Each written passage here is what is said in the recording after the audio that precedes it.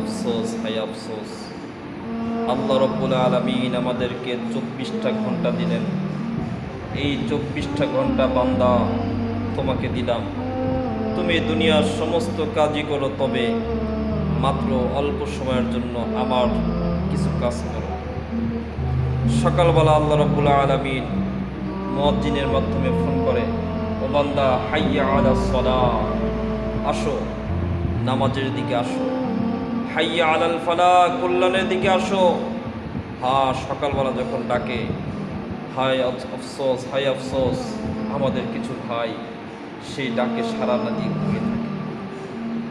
এমনও দিন আসবে, সময় থাকবে, অফুরন্ত সময় থাকবে, কিন্তু সেজদা আল্লাহ রাব্বুল আলামিন তার এই জমিনে নেবে না। আপনার দ্বারা আল্লাহ রাব্বুল আলামিন সেজদা নিবে না। অনেক ভাইকে দেখা যায় শুক্রবারে জুমার দিন, এই জুমার দিনে আল্লাহর বান্দা তারা ঠিকভাবে সেজদা দিতে পারে না, চেয়ারে বসে বসে রুকু সেজদা করে, ইশারায় রুকু সেজদা করে। এখনো পর্যন্ত আপনার আমার সেজদা আল্লাহ রাব্বুল আলামিন কবুল করতেছেন কি কবুল হচ্ছে কিনা জানি না। ঠিকভাবে আল্লাহ রাব্বুল আলামিন নিচ্ছেন। আল্লাহ রাব্বুল আলামিন ফজরের সময় ডাকে, বান্দা আসো, অনেক তো হলো, অনেক ঘুমাইলা, আসো আসো আমার কাছে আসো, একটু আসিয়া তোমার সাথে একটু কথা বলি। এভাবে আল্লাহ রাব্বুল আলামিন জোহরের সময় হয়ে যায়। জোহরের সময় আবার মুয়াজ্জিন এলান করে, আল্লাহ রাব্বুল আলামিন আবার ডাকেন, ও বান্দা, সকালবেলা কথা বলা হয়েছে, এখন তো দুপুর হয়ে গেছে, আসো আর একটু কথা বলি। এভাবে বিকাল হয়ে যায়, এভাবে সন্ধ্যা হয়ে যায়, এভাবে রাত হয়ে যায়। কিছু আল্লাহ রাব্বুল আলামিনের বান্দারা তারা আল্লাহ রাব্বুল আলামিনের ডাকে সাড়া দিয়ে চলে আসে। আর কিছু বান্দা তো রয়েই গেছে, যারা দুনিয়াবি মোহে পড়ে সব কিছু দুনিয়াবি করে করে নিজের জীবনটাকে শেষ করে দিচ্ছে।